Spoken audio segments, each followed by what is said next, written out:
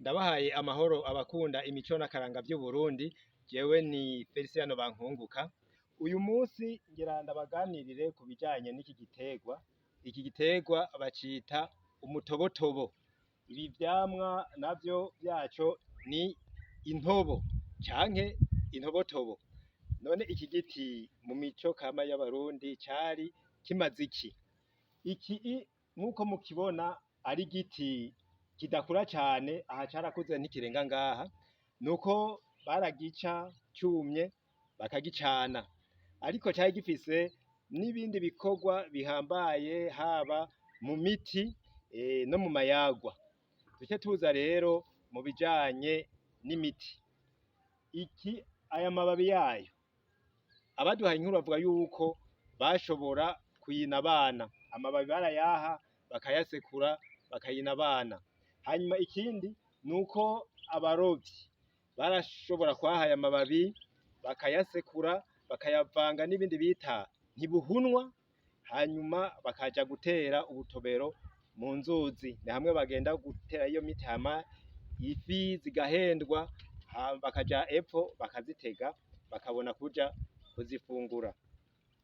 Hanyuma mu mayagwa ikindi naco bashobora gukora kandi nuko iki camwa iyo ahantu bakuye imvunja baca bagenda bagatsiritaho ngo ntizasubiraho.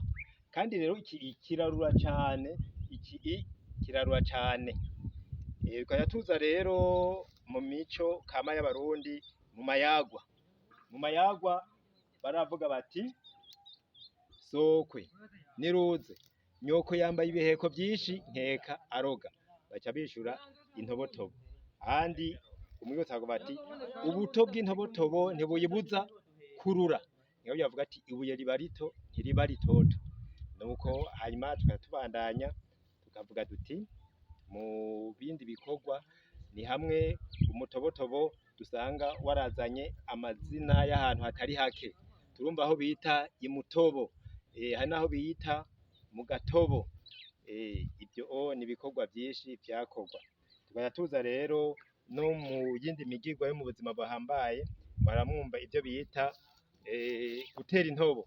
Urumva yuko yari imigirwa, umugirwa umwe hari mu vyo kuva ku rupfu, ikindi nuko hari igihe ba sebukwe banaka baba babasaba kugira ngo baryamane.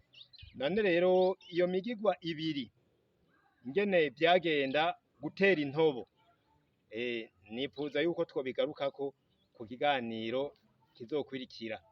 Ubu rero nkaba ndabashimiye, co kimwe n'ibindi biganiro muzobisanga kuri Nyibutsa Akaranga TV. Jewe rero Feliciano Bankunguka twari kumwe, nkaba ndabasezeye mvuga nti tugire amahoro.